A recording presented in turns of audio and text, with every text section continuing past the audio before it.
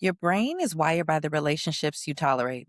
If you live in chaos, your nervous system learns chaos. If you live in criticism, your mind learns self-doubt. And if you live in unpredictability, your body stays on alert.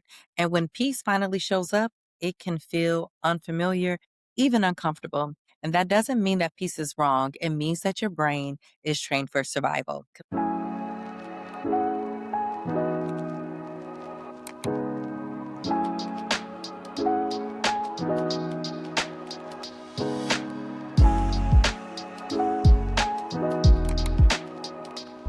Welcome to Rise and Thrive with Dr. J. Nicole. I'm Dr. J. Nicole, therapist, educator, and someone deeply committed to helping you understand not just what you feel, but why you feel it. And today we're going deeper into something that has resonated with so many of you, the idea that the brain adapts to what you repeatedly experience. And if you're serious about evolving your life, your relationships, and your standards, you have to understand this. You don't just tolerate behavior, your nervous system learns to expect it. Now, let's unpack that, right? Your brain doesn't care whether something is healthy, it cares whether something is familiar. The brain's primary job is survival, not happiness, not fulfillment, not destiny. Survival.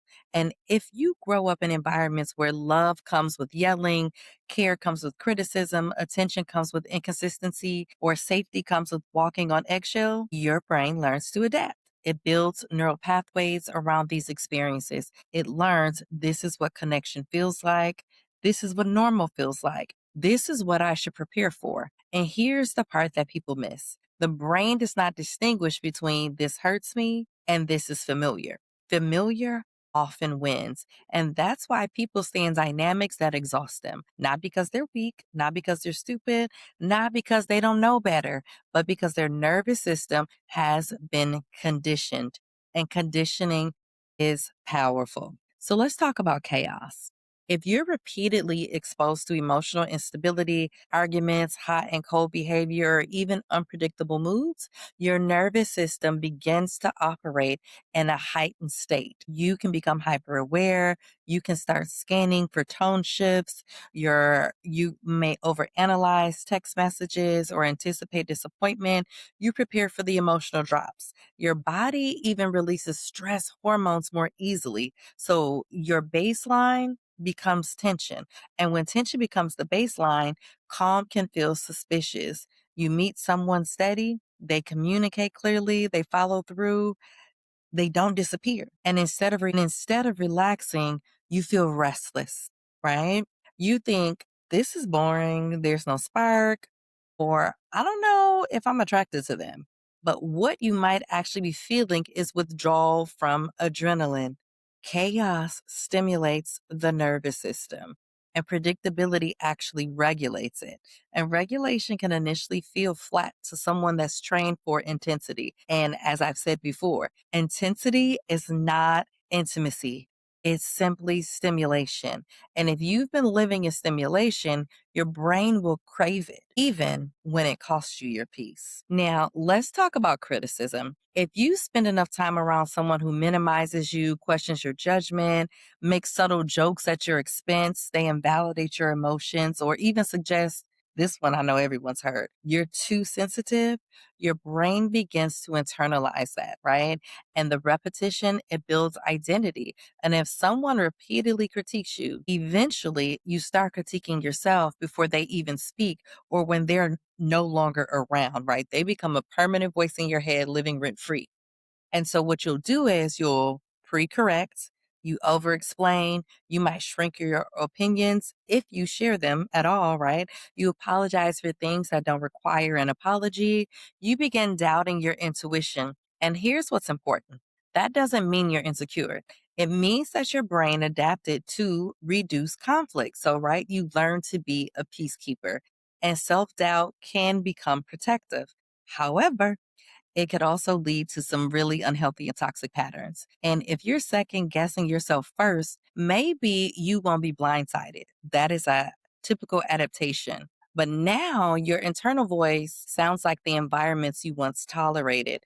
And people don't always realize that when they say, I don't know why your confidence dropped, or they're just like, why are you so insecure, right? That confidence or security, it didn't randomly disappear. It was slowly eroded. Erosion is a very, very slow process. It's not anything dramatic because here's the truth about that.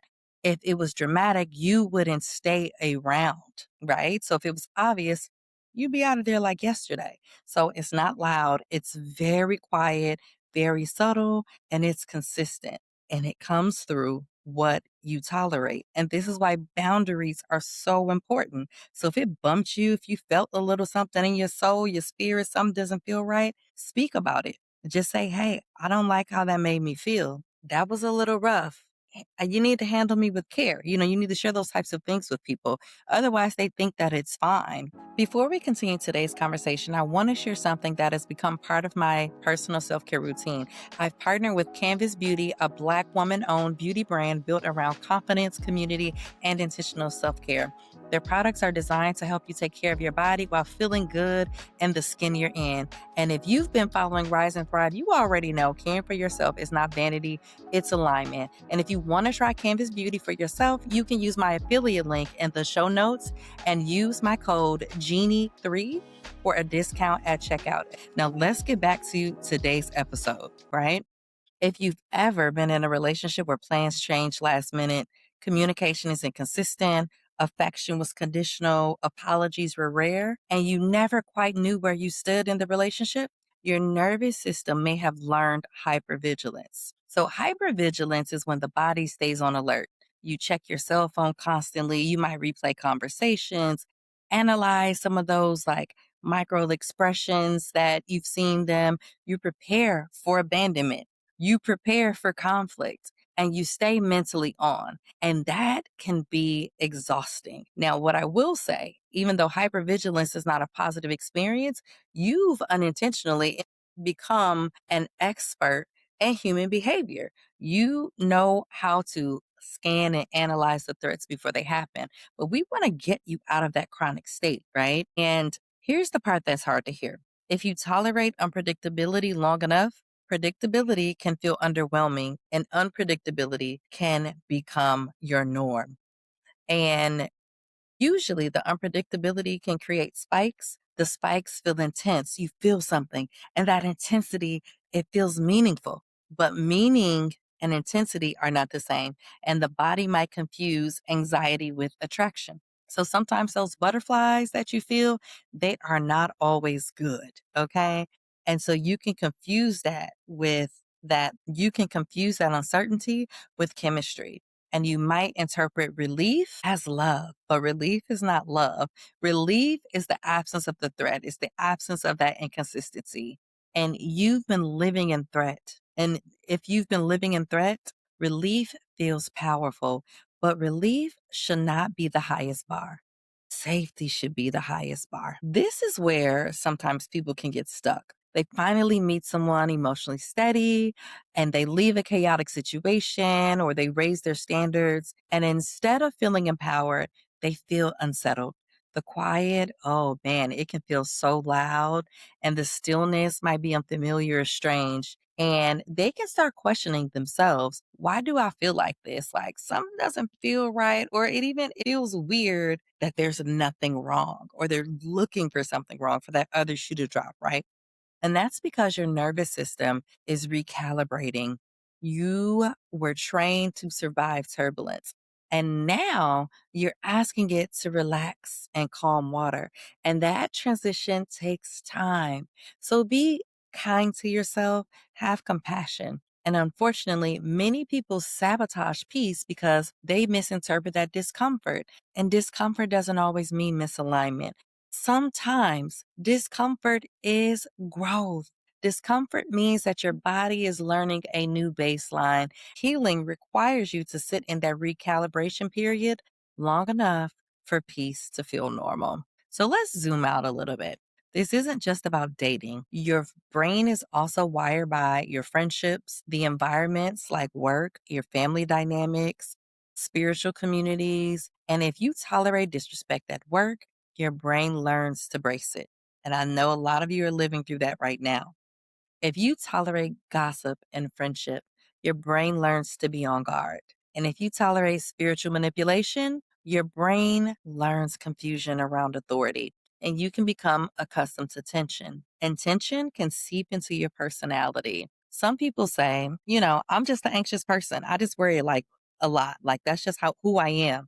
Not how I am, but who I am, taking it on as identity when in actuality, it's not personality, it's not identity, it's conditioning. And sometimes we are not naturally guarded. We've adapted and we've been that way for so long, we don't know the difference. Now, don't get me wrong. An adaptation is brilliant and it speaks to how wonderfully and magnificently we are created. But you are allowed to update your programming, your wiring, your conditioning. So let's talk about what you can do because this is not about blame. This is about awareness, and change begins with awareness. And awareness gives you options. So, number one, let's audit your tolerances. Right. That might sound a little funky. So, what I want you to do is ask yourself, what if I normalize that actually costs me peace? Where am I chronically tense? Who makes me feel like I need to shrink? What dynamic feels familiar but draining? And I want you to write those things down. Now, you might need to take some of those questions one at a time because it could get a little heavy. Different things may come up, and I want you to take this as much as you can at a pace that feels good to you. Okay. And clarity can help to disrupt that conditioning. I don't want you to judge it. Just notice what comes up. Okay. And then two, interrupt the pattern in small ways. So rewiring your conditioning, your programming, it doesn't start with dramatic exits or scenes. Okay. It starts with micro decisions and micro behaviors, right? So that could look like saying something like, that doesn't work for me. Not responding immediately, letting someone sit in the consequence of their inconsistency. And it might feel uncomfortable. And that's okay. You have to learn for there to be gaps and override that instinct to close that gap because it might make you feel more comfortable for that to be closed, but it doesn't help with the situation. All right, beautiful people. If this episode has already blessed you in any sort of way, we ask that you like, subscribe, follow, share, and leave comments. Feedback helps this message reach the people who need it most. And if you're listening and thinking, I'm ready to go deeper in my healing journey, we invite you to join our school community where we continue these conversations between episodes. And it's an opportunity to connect with like minded individuals committed to growth, healing, and purpose. Also, do not forget you can shop the merch and also explore all things Evolve at evolvewithdrjnicole.com. If you love today's look and you're wondering about this hair, you can use my promo code with the link in the description to get 15% off with Unice hair. That's UNICE. Thank you for rising with us. Now back to your regularly scheduled programming. It could also look like choosing not to over explain. Now, this is the one right here that a lot of us do. A lot of times because we're used to responding to our caregivers, right? Whether that's your parents, your grandmother, aunties, uncles, whoever the caregivers were in your life, right?